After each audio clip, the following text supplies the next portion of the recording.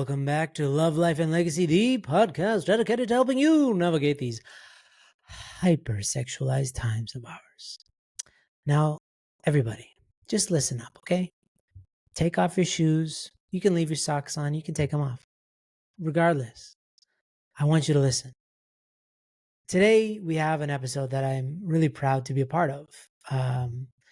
There are some people in this world that when they speak, you get really excited about whatever it is that they're talking about. They're good hype men or hype women. And you just get up and you say, yeah, we could do this.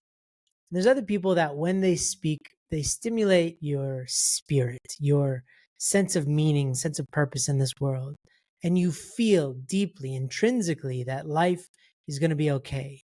These people have the ability to communicate God's word with sincerity, with fullness of heart. And Reverend Andy Compton is one of those people for me. I've known him since I moved to New York back in like 2010 or whenever it was.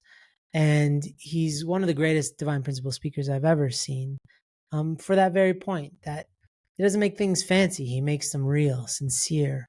And he's on the podcast today because at our very first ever High Noon Summit back in 2016, which actually is the reason why we became High Noon in the first place as a name, he gave the closing talk, one of the closing talks, and it was about God's ideal, God's vision for sexuality. And I just re-listened to it and I was like, man, this is all gold. So I wanted to have him back to unpack a lot of the points that he made in that talk. And it was a doozy. I just finished recording it. I loved every second of it. Again, I was all ears, but my heart was really listening, very much so. And I got so much out of this conversation. He gives very practical tips in like, not because he's like Tim Ferriss and he's trying to give you life hacks, but because they're just really practical and they make sense. Ways in which you can cut off urges and what to do if they get the best of you. But also just ways in which you can nip entitlement in the bud and start to experience the opposite. Question for you: what is the opposite of entitlement? Answer: listen to the episode. It's a wonderful episode. I can't wait for you to listen to it. It's very robust and it goes in a few different directions, all of which make you feel just really warm and cozy on the inside. So please welcome Reverend Andy Compton to the podcast.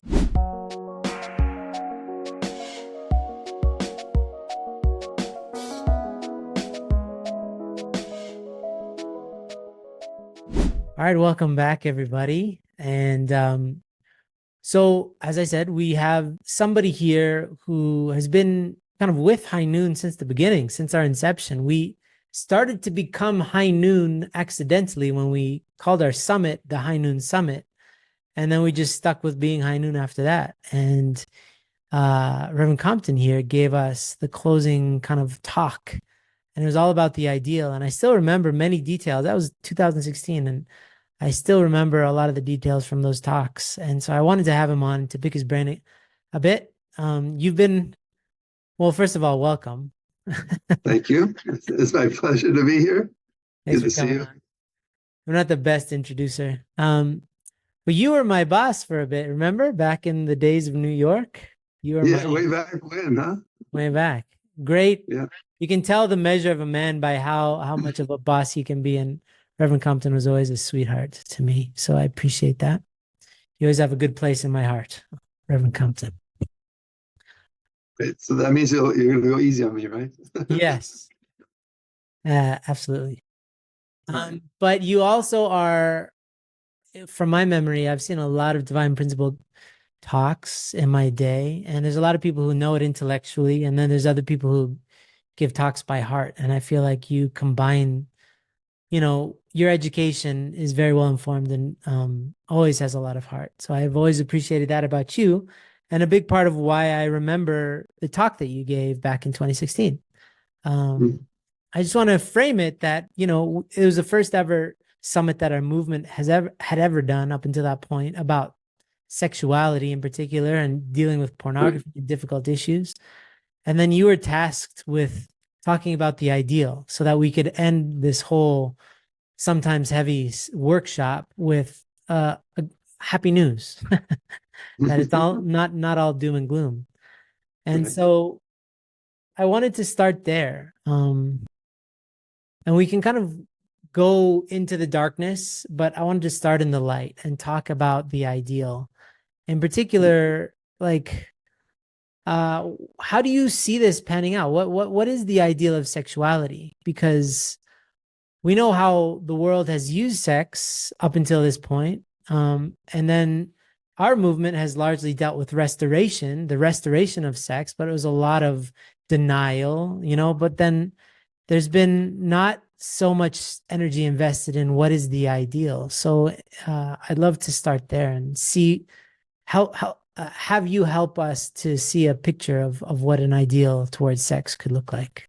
Yeah. Well, I think it's always good to keep in mind that the purpose of everything, God the Creator, is for us to experience joy. That's the most important thing. That it's not about rules and laws and disciplines, this and that, but the ultimate purpose and desire of God for all of us is that we experience the greatest joy in life. Hmm. And I think most people might agree that the source of our greatest joy is love, right? The experiences that we have of love. If we stop and think of the most joyful moments of our life, usually it's when we love someone or somebody really loved us in a genuine way. Yeah. So I think it's good to keep that in mind.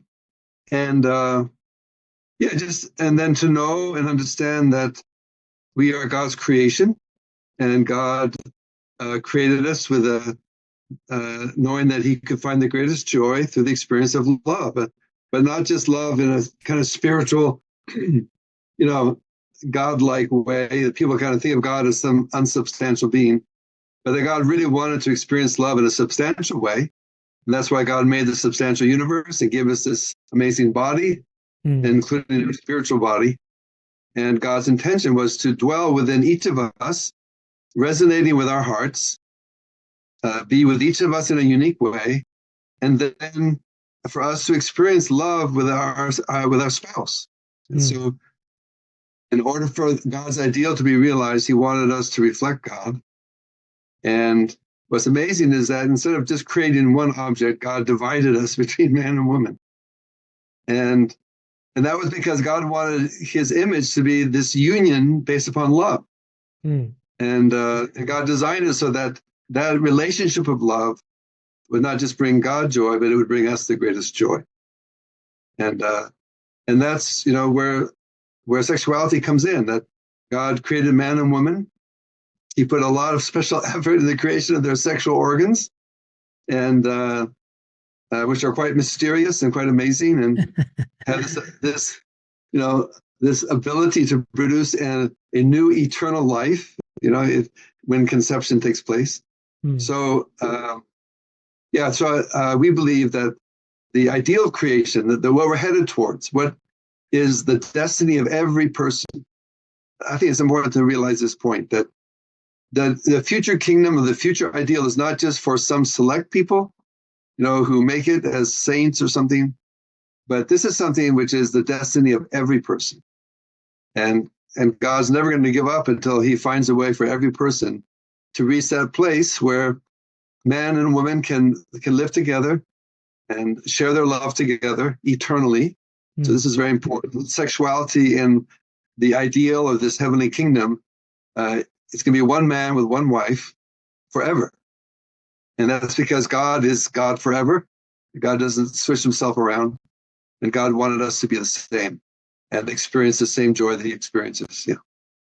I'd love to unpack that a little bit, because there's a certain way that you could think about that or hear that information and feel that it's somehow exclusive, right? That although it's open for everybody, right? This idea that God will not stop until everybody is in the kingdom, because that's the parental heart.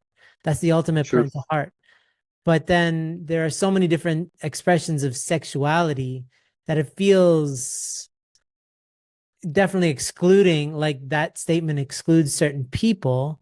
And so Mm. it sounds like it's like a losing statement is what I'm saying. Like, well, well, what can I have my cake and eat it too? Whereas, there is a vision here. There's an ultimate vision here. And I'd just love to kind of stop and address that as well, of the eternal aspect or the eternal nature of sexuality. Seems like a very big, lofty concept, but have you ever found a way to understand that kind of more locally, like how we can, because, especially sex is more immediate and eternity is Mhm. millennia or beyond. But I'm sure they connect. Like True Father spoke a lot about how this is like the starting point of heaven and hell is when the penis and vagina meet, and all this stuff. Is there a more, I don't know, a way that we can unpack this to make it a little bit more regional to where people are at day to day? Yeah, well, I think it starts with, I mean, each of us in our day-to-day life, I think, I've been thinking about this, is that our relationship of heart with God is really important. Sure. And then to bring that into our sexual, lives, our lives, with my spouse, right? Yeah. And but the reality is a lot of couples are not getting along together, in Sure. this world. Oh my goodness, I work in a community, a neighborhood around our home, and a lot of the people we deal with, they're either divorced already, or maybe they're in the midst of a divorce, or they really have these serious struggles, Yeah. and but yeah, I believe that uh, that if we can connect our heart to God first, then uh, then in our daily life, with that kind of connection and with that kind of guidance, uh, we can pursue our sexual life. Yeah. Yeah. And I don't mean to, I agree with you. I 100% agree with you. I'm always just worried about that, the lost sheep, Yes. leave the 99 for that one. And I know that this is a sticking point for a lot of young people, because a lot of young people, in my opinion, are being very much manipulated by this sense of do what feels good. And that started in actually your generation when you were young. There's the kind of, Yeah. Yeah. that was one of the chants, one of the slogans of the hippie movement was, if it feels good, do it. Right. And I think that came up actually. I remember that point from the High Noon Summit in 2016. I think Reverend Compton brought up that, but somebody did. And so this idea of resonating in a place first, of being in a state of resonance with God first before pursuing sexuality second. How can, and maybe you don't have an answer, but do you have any potential tips for how somebody can decipher between whether something is just feels good and you can justify it as being, oh yeah, this must be of God because I feel good about, Sure. versus actually resonating together with God? Well, yeah. So I guess the reality is that most young people, I mean, a lot of young people are not going to be able to relate or listen to what I have to say or what I'm sharing. And I think a lot of people are going to go ahead and experiment, with life. That's the reality of the world we live in today. Sure. But my confidence is that, and this is from personal experience, that at a certain point, we're going to learn, we're going to realize in our own deep mind and conscience that it's not working, that pursuing the desires of my body and because it feels good or because this person is willing to do it with me or whatever, we're going to realize at a certain point that that's not really making us happy, that it's not really bringing us to the place where we really feel good about ourselves and good about our relationship. And Yeah. so I think when they reach that point, I'm hoping that they can, when they're ready, when they're able to receive it, realize, because this is what I did. What I found is that I had to put sex on the shelf. I had to put it aside. I had to put a lot of things aside. Even things like my career, education. I had to put those things aside and give myself a little bit of time just to look more deeply about the question of God Yeah. and the real meaning and purpose of my existence, Mm. to find my real value. When I did that, then I realized, oh, okay. So what I want to do is I want to meet a woman who has done the same thing, who Mm. also has reflected about their life and wants to create a a relationship of love which is for a greater purpose. Yeah. I think that's exactly it. And it's the idea of give yourself the space to learn the language of God, to like really connect and build a relationship of trust. Because otherwise, I think a lot of younger people, they're trying to build their external at the same time as their internal, and it's really hard to do unless you make space for the internal first to really understand that, and then build, and that's your foundation to build the external on top of, Yeah. including sex, including career and all that, because otherwise it's hard to know whether you're just justifying something in the short term or what is this really of God, And when you're not Yeah. close to God and it's like this distant voice that there's a lot of echo and reverberation between God's voice and what you're hearing, there's a lot of ways to kind of misunderstand the cues, right? And so Yeah. I think in a principle perspective, that's like, really going through the proper order of things, that you're developing yourself as an individual first before you take on another person. And part of that development is forming a relationship with Heavenly Parent, with God, that's sincere and genuine to you, so that you can stack things on top of that, including, Yeah. deeper relationships and sexuality and all that stuff. Yeah, I think so. And also, I think part of the problem, at least for me, was I associated God with religion and religious institutions. Sure. And that became a real barrier. Like I was afraid to go that path because I didn't want to become involved in some kind of religious institution. Sure. And what I realized is that the two are not the same. To seek God and meet God is not about quote religion as an institution. It's about a very deep personal thing. But it does require some kind of mentorship. It requires support from some kind of person Yeah. or community that can kind of help guide you along this path of finding God in your life, I think. Yeah. I was going to say the first half of your statement, I was going to bring up this, what you said in the second half, because the kind of new age movement has done exactly the first part of what you're talking about, which they made the mistake of seeking after God, but never in community. So now everything is very relative. And Mm. the advantage of being a part of a religious community, or a concerted, intentional community that's seeking after a commonly understood God, is that you you have this give and take, and you bounce ideas off them, and you can tell whether, if they're a healthy group of people that you want to engraft onto them. So if you have an idea that's, counter to that culture, then probably it's not a great idea, right? Mm. uh and so that has helped me, and I'm sure count yourself, it sounds like, as well, is to have, Yeah. to engraft into a group of people who are seeking after the same goals and have a similar vision, so that otherwise things do become very relative and you can justify almost anything pretty quickly on your That's own. right. Like Yeah. that slope is extremely slippery between something that you deeply want and allowing yourself enough reasons to have that thing. Yeah. That's true. So I like that.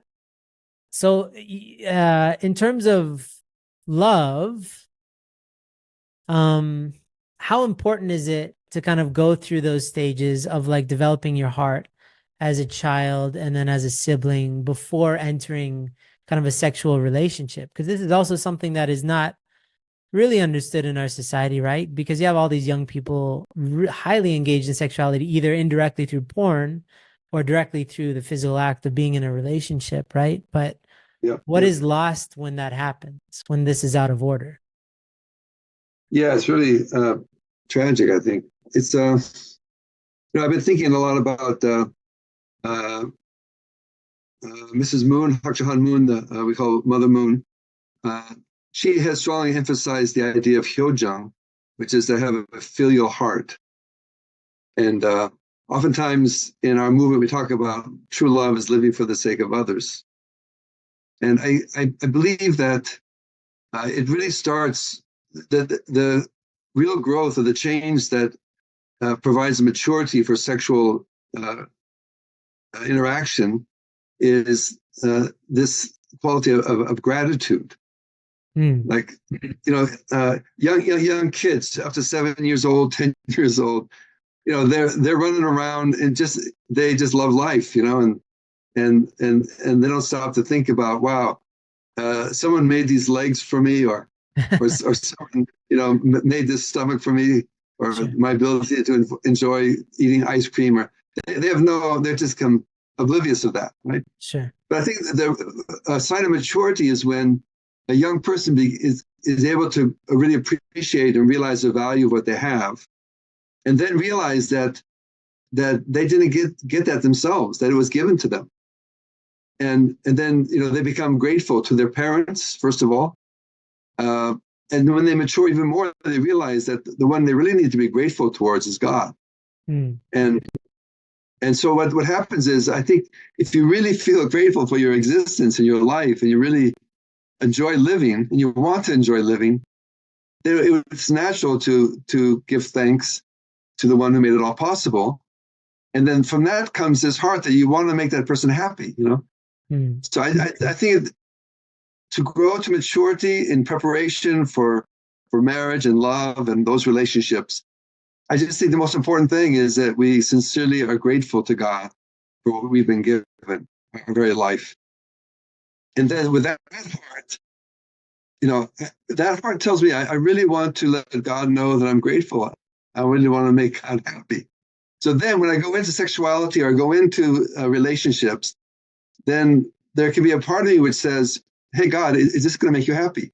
Is this going to be good for not just me, but also for you and for my family, for my community?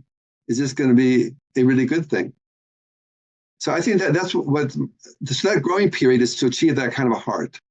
And when we have that kind of heart, then I think things are going to go really well when it comes to sex, sexuality, marriage, and those kinds of things.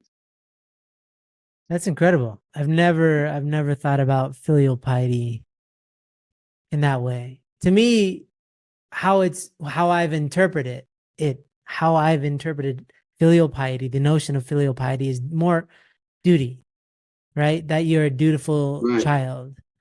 And Yes. there's something severely lacking in that, and that's heart. And that's what you're talking about is actually the point, the purpose of it. And yeah, of course, if you respect and love somebody, you care about their opinions and you care about how your actions are going to impact them. And so all the more, I think that's a really kind of what I got from your last point and about this point is that prior to making any decisions, and in the realms of sexuality, the same is consulting, not doing things out of duty. Oh, I shouldn't watch this porn, but rather be like, Heavenly Parent, what do you think about porn in the first place? And like, because I've gotten to that place. That's why I got into this racket in the first place, is because I felt the deep pain that as a father to my own kids, because at that time one was a newborn and the other one was like 3 years old, imagining those little kids having to watch porn one day and like all the things that they're learning, the visual stuff, but then also the hatred and all the nasty stuff that goes into this whole world that they're now being exposed to, and imagining an entire generation and how God must feel about that. And me feeling so like I was devastated I was crying my eyes out that night, but it was enough to move me into this. And I think that's good motivation for people. Because again, I would say for a lot of people, their relationship with God is hot and cold, and they don't rely on their relationship with Heavenly Parent to make decisions. They make decisions and then they try to justify them before God rather than consult God about their decision making. And that on a macro is obviously a good idea, but even like day to day, food choices, life choices, to have God near and to kind of see, does this put me out of resonance with the heart of God, is a really crucial point that I feel most people are completely unaware of the fact that that is even an option, especially with these micro decisions that we make all the time. Yeah. So that's really cool. I like that.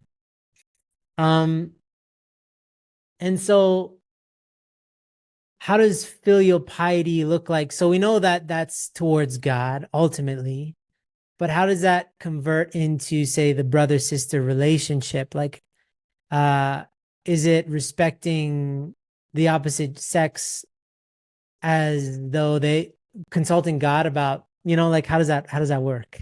Because you're dealing with people, but your reverence is Yeah. towards God. This is where a lot of people who are vertically minded, they're very good at like being polite and nice to God, but they're jerks to other people, or they're very inconsiderate to the world around them. So how do they bridge that gap? Yeah, well, for me, it's when I come to the realization that my very existence is because of God. And the reason I have a heart that beats, I looked it up the other day, it beats 100,000 times a day to keep me alive. Wow. I mean, just think about that. Can you go get another heart somewhere? Just it's Yeah. like we have this heart that keeps going and keeps us alive. For me, it's been 72 years, and I would give a $1,000,000 or more, for this heart, and it was given to me as a gift, So when I realized that everything that I value, that I care about, that's beautiful and good and true in my life, when I realized that I have it because of God, then I feel like as a filial son, I feel really grateful to God. And then when I really sense that, then when I see another person, if I see a beautiful woman or something like that, then uh, my instincts might be attracted to that person or be stimulated by that person, by their appearance. But in the next moment, I can stop. I realize, oh, the same way God made me, God made that person. So that person belongs. Creation was not an easy thing to produce. Each of us. Mm. And that was God's whole investment of billions and billions of years, literally, to bring forth that person. That's God's creation. So when I look at my sister as God's creation, God's daughter, then any kind of feeling that is just like, for my sexual satisfaction, I feel like I'm some kind of like a thief or something. It just doesn't feel right. Yeah. So in that way, I think if we can feel who I am in front of God, then we can translate that to other people around us. And then we can look at other people in that kind of new light and respect each person. Wow, you're God's creation. Wow, you're God's daughter. And then respect that person in that way. And that helped me a lot to overcome certain sexual attractions and things like that. Yeah, that's incredibly important. And it seems like, so, Patrick Erlinson, he's from California. He's one of our brothers who, he's an uncle who's out in California. He's been fighting human trafficking for many years. And he was talking about the essence of human trafficking is entitlement. You feel entitled to other people. And he said that kids learn this at an early age now because of porn, because porn at its core is about entitlement. It's like, I deserve this. I need this. Those people are here for my pleasure, this kind of thing. And it seems like the actual literal antithesis of entitlement is gratitude by what I'm hearing from you. And so it definitely seems like part of the inoculation process from entitlement is to become more grateful for the fact that these people exist and to honor them rather than expect from them that they should serve you in some way, shape, or fashion. And I challenge everybody listening to look at where you feel entitled, because I talked to some people. Some people feel entitled that their parents should do this for them because they exist. So their parents should do this. And that's entitlement. I think, especially in the West, entitlement is rampant. Even whenever I go traveling to another country, I start speaking English expecting that people are going to speak my language, regardless of how remote I am in whatever country. It's complete entitlement. And I've seen that, and I got to check myself. But for everybody to look at that, especially where are you entitled, and to understand that gratitude is kind of like a vaccination against entitlement. So yeah, Yeah. thank you for that. And it starts with gratitude for your own self. Okay. Yeah, I think that's what true self-love is, leads to that kind of gratitude. That's And then interesting. and then you can translate that to other people. Okay. So like a starting point, if you're feeling kind of shaky in life, to start with being grateful for life itself. Like start with Yeah, yourself yeah. and then expand that outwards for the that you're grateful for and the people and the places and everything. I was just gonna say it works for me, so Yeah, yeah. it can work.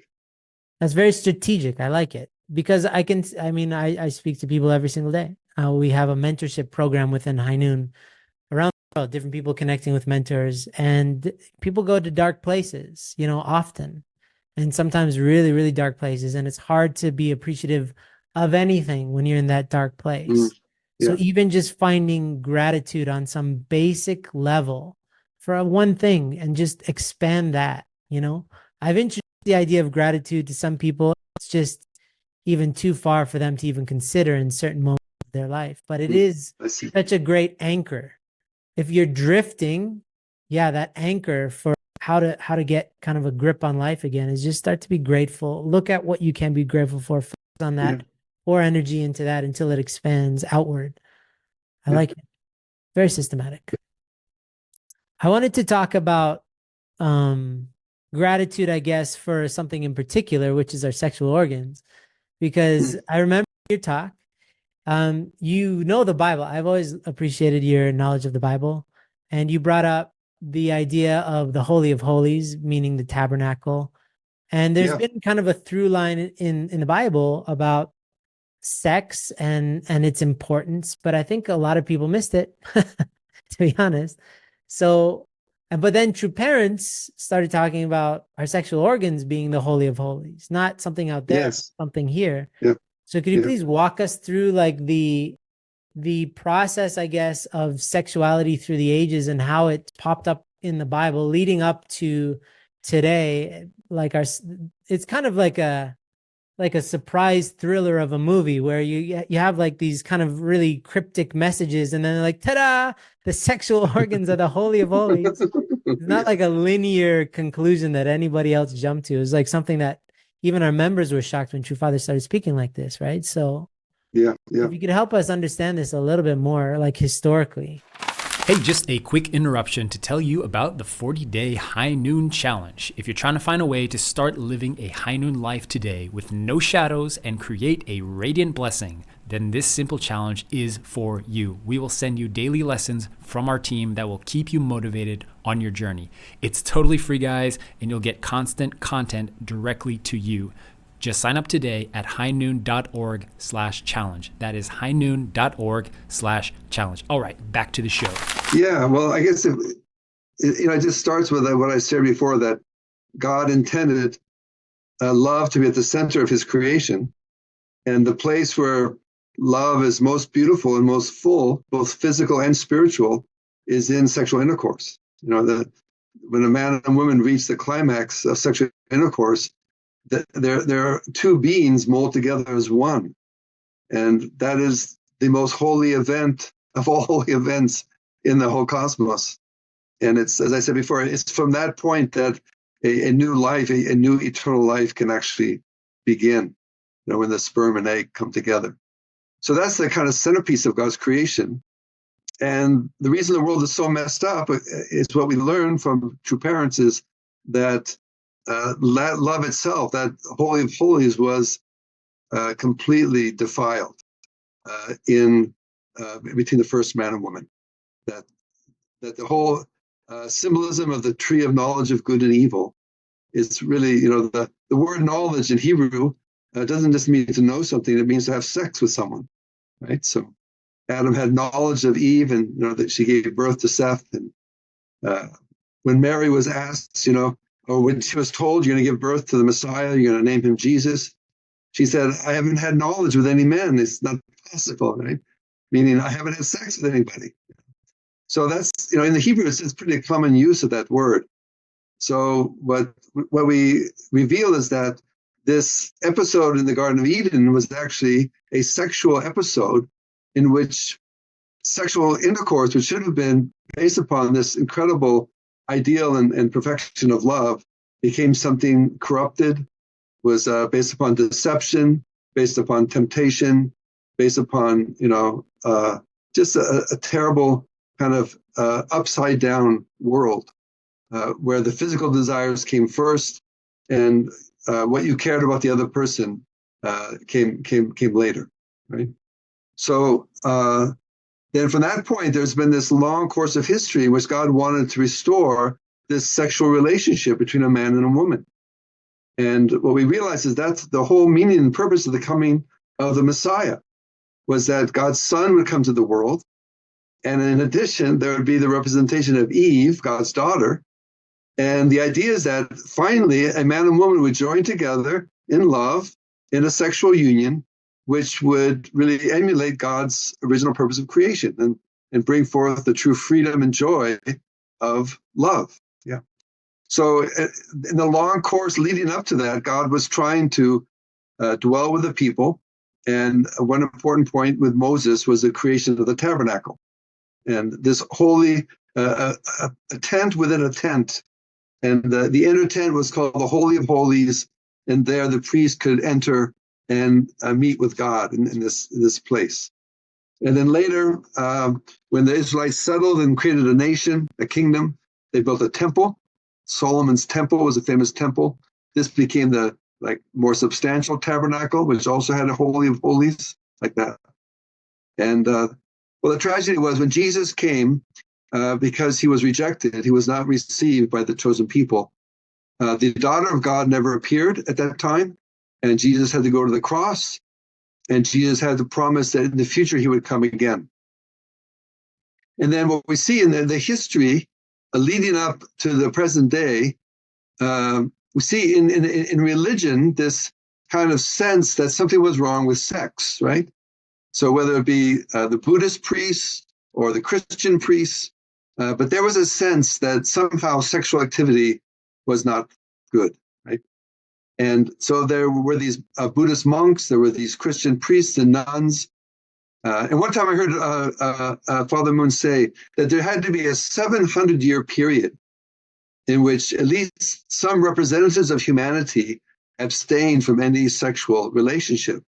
There's this long course of history in God's effort to restore and open the way for his ideal of true love to be established in the world.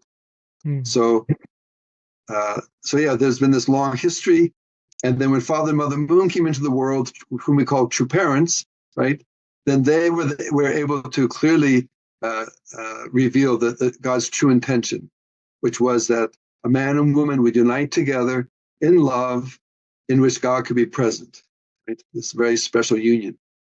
So what we teach is that in all the human history before that, there was never a love relationship between a man and woman which God could fully acknowledge as being as belonging to him, right? So that the children born of all the love relationships in history, God has not been able to claim those children as his own children. And that's the painful, reality of God's heart, and has had to watch as all the children of the world have suffered so much, right, through their lives.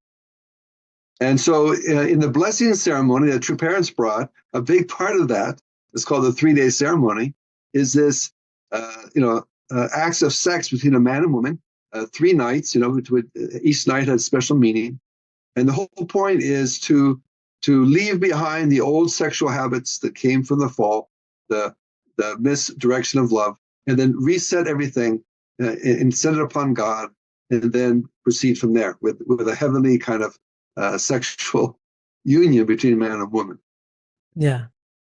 So I got the first visual that first time I've had this visual when you were speaking of sexually God being present during the first blessing of True Parents, and then subsequently at every other blessing between these couples that are committing, as a way to amplify, because we see it as being a blessed couple, but we're also amplifying the presence of God during sex for the first time, so that energy can also multiply throughout this world, right? Whether we know it or not. Because sometimes, ceremonies can be the focus, but ceremonies are always meant to serve a ultimate purpose. It's a ceremony for a reason.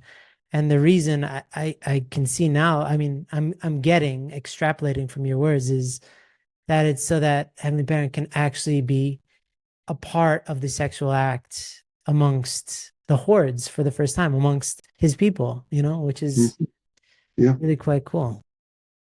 And so in your presentation, I'm a nerd for that presentation. You also mentioned circumcision, right?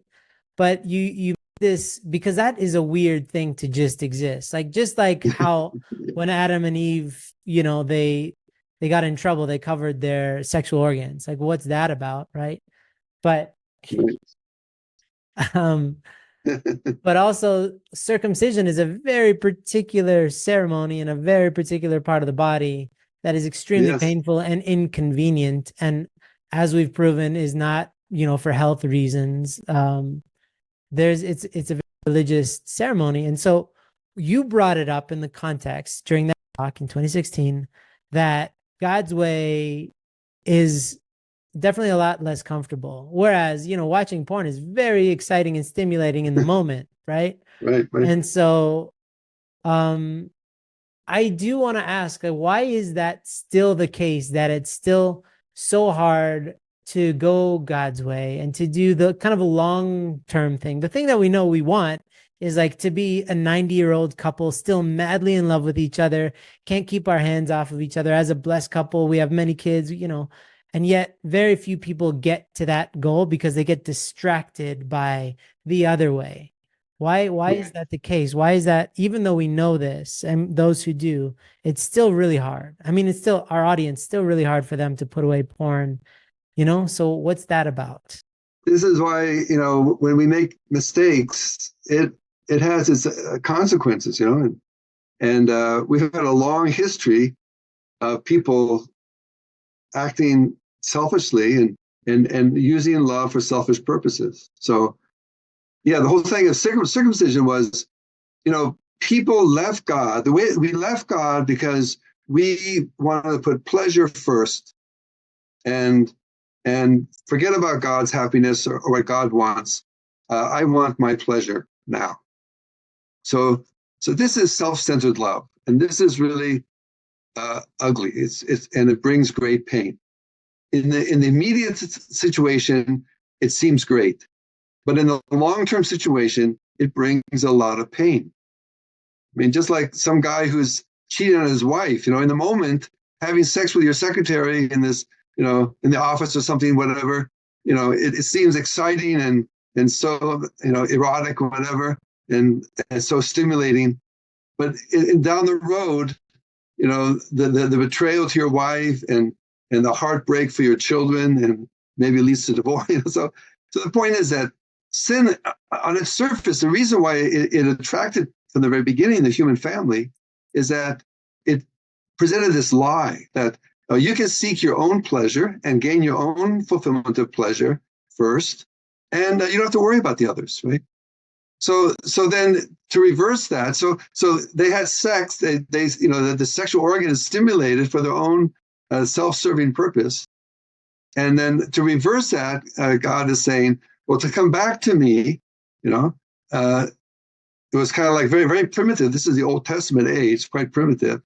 But, are you willing to shed blood and suffer in that part of your body, the sexual organ, in order to come back to me?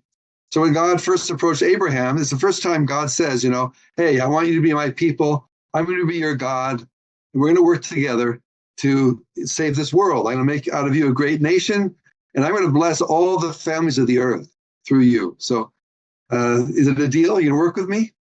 And then the first thing God tells Abraham to do is this act of circumcision, which was he asked him to suffer in his sexual organ in order to move away from the fall towards God's side, like reversing the fall. So the reality is we're still a long ways from the ideal. Some of us more, some of us less so, but we all have a ways to go. So I could be a blessed couple, blessed for 25 years, but I could still be tempted by certain things. And so I still need to kind of sacrifice or deny that part of myself in order to help build this heavenly family, right? So yeah, this is an ongoing thing. But the good news is it's going to end. Okay, it's not forever. There's a clear light at the end of the tunnel, and true parents and many wonderful couples can testify to that. So yes, so we have this path in which we need to sacrifice some of the things that we would like to experience for our own pleasure, and that takes effort, and it's a certain amount of sacrifice. But that's what's needed if we're going to be able to change this world and change our lives and make something beautiful, I think.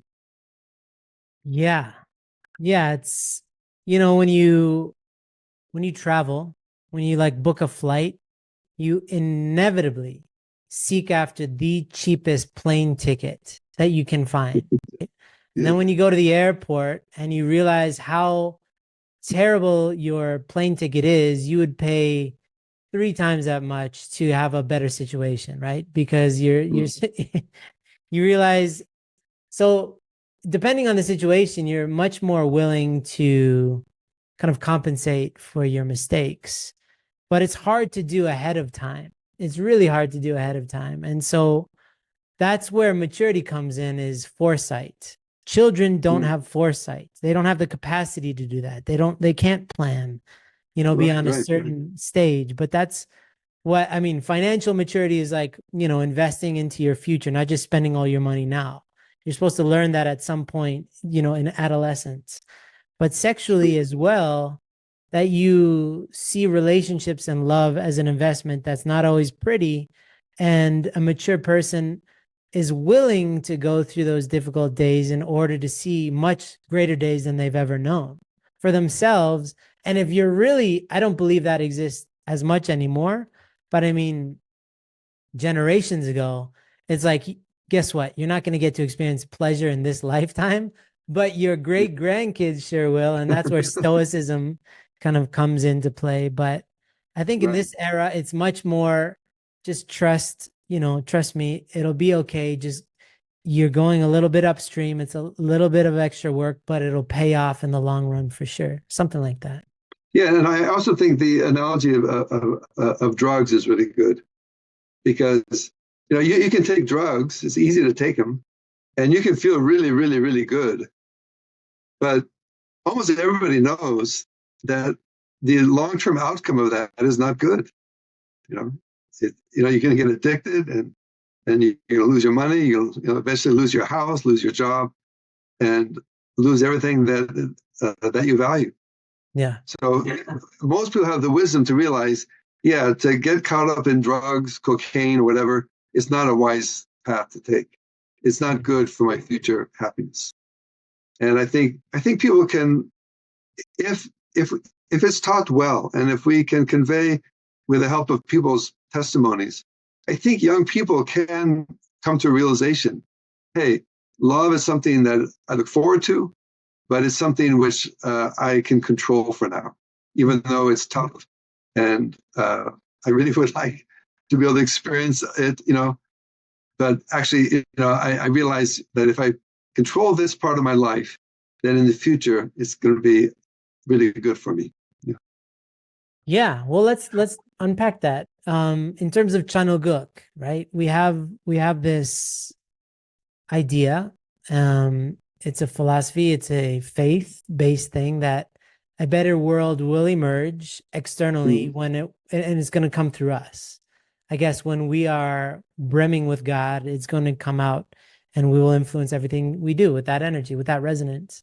But there's very little room so far that I've ever heard bridging the gap between how we're supposed to be live sexually with our urges that are natural and Chanuguk, because I don't believe that pre-blessing, people's sexual urges just go away in Chanuguk. They'll still have urges. It's just that they'll have more support, more guidance, and more this and that. But because we don't talk about it, there's really a lack of vision. And that's why I always use that, without a vision, the people perish, from the Bible, is from Proverbs, as a quote, because we will likely stumble much more than necessary unless we start to really formulate a strong vision for what is Chanuguk sexuality, pre sex? Like, what do you do when you're not having sex in Chanoguk as a single person with that energy?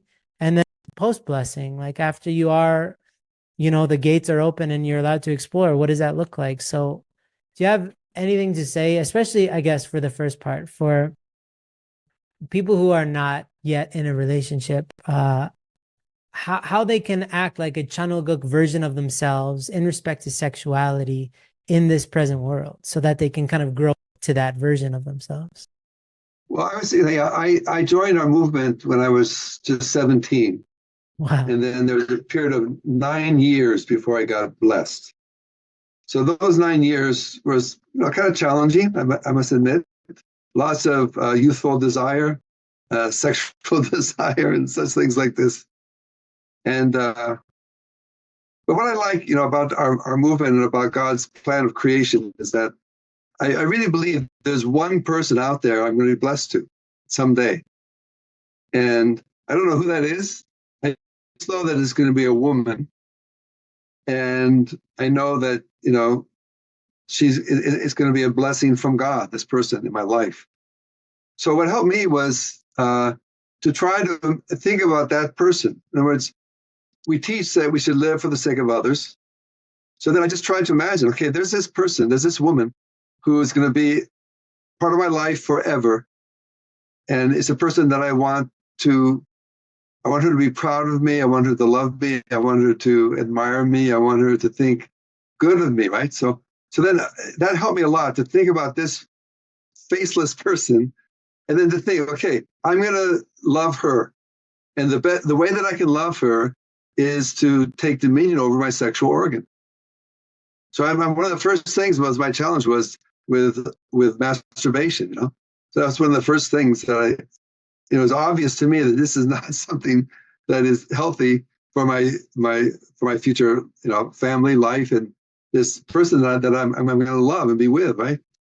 So I think it helped me a lot to envision this person, a real person that I'm going to be with, and then to think about how can I love that person, and that then awoken my conscience, and then I began to be able to discipline myself and to overcome things like masturbation, overcome wanting to look at pictures of naked ladies or these kinds of things, and so that really helped me a lot. So it wasn't just willpower; it was a strong sense of wanting to prepare yourself for the inevitable person that you're going to meet one day. Yeah. That really helped to know that there's this person, even though I don't know what face it's going to be.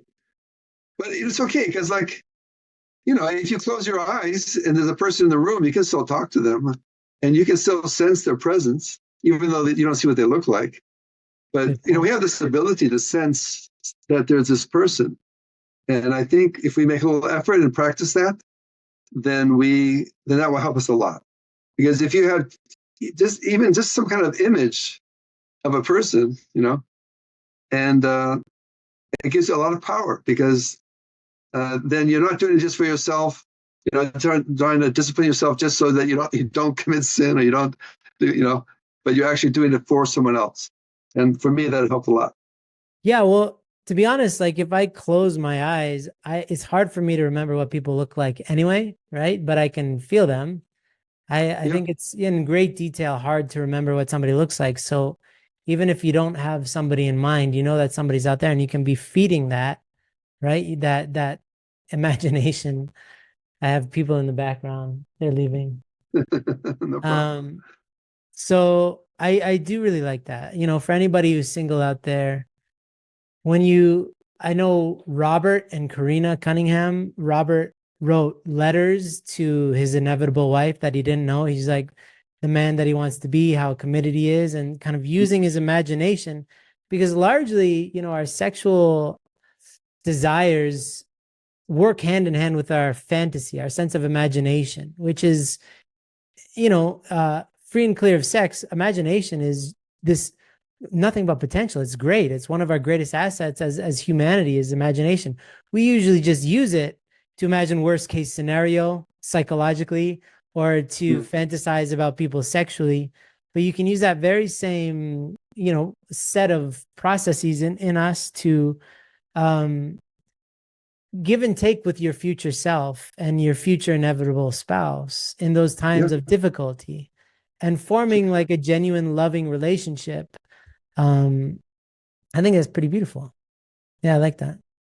It's much more constructive because honestly, a lot of people are guided to just rely on restraint. And it's like turning somebody into a ticking time bomb, when they're just holding their breath for as long as possible. It's not going to help the rest of their life so much. We do have these natural urges, but they need a positive natural forum. And yeah, so I like that. That makes sense. Do you have any sense of purity? So True Mother Moon talks a lot about pure water these days. And the way that purity was taught in the past was more the restraint category. We're trying to kind of apostatize the understanding that purity is actually something that should be proactive, that you're building yourself up into a pure person with your pure thoughts, pure heart towards people. Do you have, and your idea of gratitude, being filled with gratitude, definitely would lend itself to becoming a more pure person. But in terms of like your years as a pastor and counselor and helping people, and also as an educator, do you have any advice about how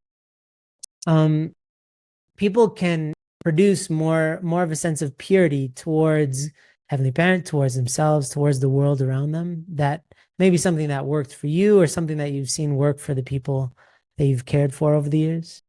I didn't come from a pure place, and growing up in my, in the way that I grew up, and my friends and all this stuff, stupid things that we did and things. So I guess, especially in the beginning, what helped me a lot was to reflect on my life and to offer some level of kind of inner repentance. That helped a lot, kind of looking at my life and looking at these different tendencies that I had, which are not so pure, and then just to have a heart of repentance for those things. And then I remember one time one person shared with me that, even though our past life has not been so pure, but God is ready to make a new beginning any day, any day you want. If you're willing to step forward and say, okay, I'm going to make a new, fresh start, and I'm going to make a new effort, to think about people in a positive way, and that's I think very powerful for me. Is that God's love is real, and God is not interested in looking so much at my past, but what God really wants as a parent is just to hear that we want to make a new start at purity. And then I think also, we should challenge ourselves to quickly deal with impurities, like within 10 seconds, right? when purity comes, see whether within 10 seconds you can stop it and look at that person or look at that situation with a heart of gratitude and look at it through God's eyes. Yeah, I like that. In the Wolfenberger's heavenly intimacy talk that they give to couples, and Mitzvah always gives the example that Truvada said at one point that don't ever go to bed angry with your spouse, because then it can turn into something else. And especially never be angry for 3 days straight, because then it really turns into resentment. It festers and grows pretty quickly, malignantly. And so would you suggest that, what is the repentant process? Because I think one way of interpreting it that a lot of people do is like, I'm sorry. And they're kind of saying it's like a feeling of being sorry, but the focus is still on your mistake. And it's hard to perpetually apologize for a mistake, but not move on from it. It's like easy to stay stuck in that mistake. So how could somebody more productively repent? What does that look like? Other than just saying, I'm sorry. Yeah, I think, instead of just saying I'm sorry, I think if we can really reflect more, we can, in our minds, talk to God about what we did or what was wrong with what we did. But I think when things come up again and again, I think it's a sign that we need to talk to someone, not just God. Mm. And that's why it's really important to have someone in your life that you can talk to. That can be an elder brother or elder sister, can be a mentor. It might be your pastor or his wife or a youth leader or something. But I think when that takes place, when we're just saying, I'm sorry, again and again, then I think it's a sign to me that we need to actually talk to someone. And then that person can help us be accountable for what we're saying when we say we're sorry.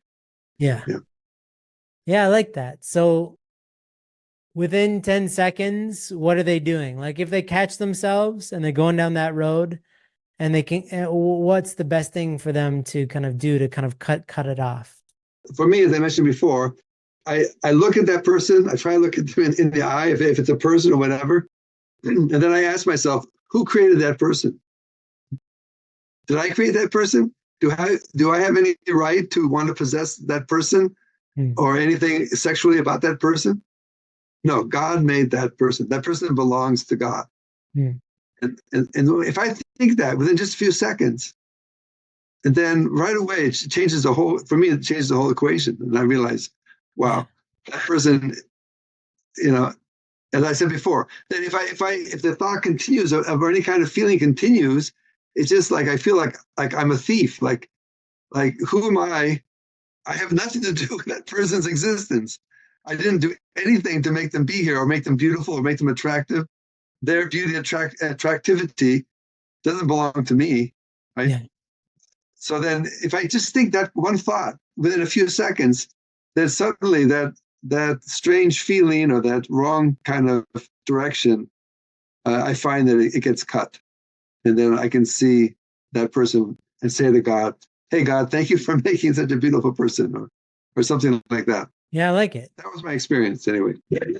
It's like when you're, watching a movie or a TV show or something like that, and you realize this is not good for me. You have an opportunity to either get sucked into that story and you're going to watch the rest of it, or you change the channel. Yeah. And part of that is just you're inviting your conscience in to the window before the window closes and your conscience is locked out and it has to come in through another entrance somewhere later on. Being like, why did you lock me out? What was up with that?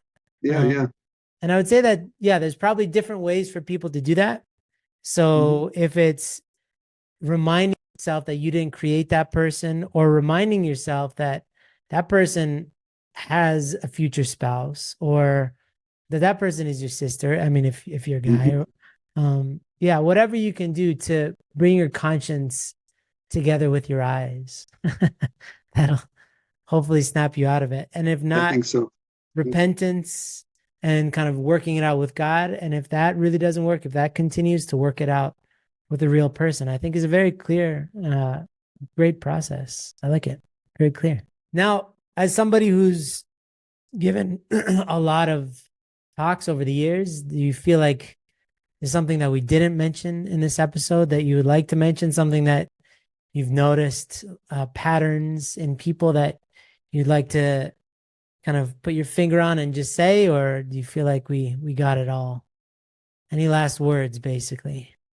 I'm sure we didn't get it all, but I guess, just one thought I have is about sexuality in Chanukuk is I think one big part of Chanukuk and the kind of world we're all trying to create is this idea of true freedom. And I think when we can align our hearts with God, there's a certain point where we can really be free. We can be free in our sexuality. How people make love with each other in God's ideal, I think it's not something that should be spelled out so much, because I think that's an area that, I remember Father talking about this, that, there's no limit, the creativity and the way that we pursue sexuality in a marriage that is blessed by God, that where God can be present, that there is absolutely no limit. That really God wanted us to be free and to express our love house in whatever way that comes to our heart, and it'll always be good.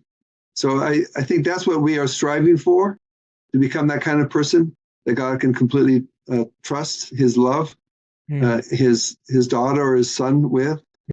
And so I just want to encourage people that the road we're headed towards is not a road towards more strict rules, and the kingdom, the world we're working towards is going to be filled with all these kind of rules and what it means to love in a true family or something like that.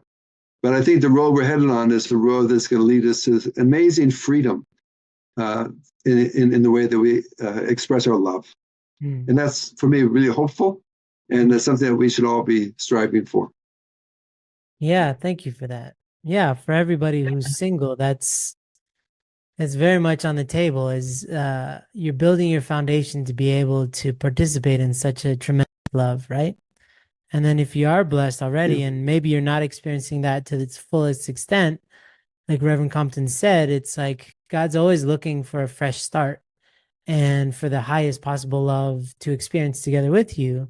So I just wrote something yesterday that's like, nobody is irredeemable. No relationship is irredeemable. It's all salvageable and all able to be reclaimed by God and brought up into something truly beautiful. So that's really hopeful and exciting too, that sexuality is meant to be exciting for both of you and for God, right? But it needs to be original. It's got to be authentic and not copied from somewhere else or like with weird motivations for the body, but for the heart first. And so that's a key distinction that we have to unlearn from the world and relearn as we're creating this new world, is it's got to be heart-centered. Yeah, I believe that. And I know for a lot of couples, they may feel far away from that ideal of the true freedom of sexual love.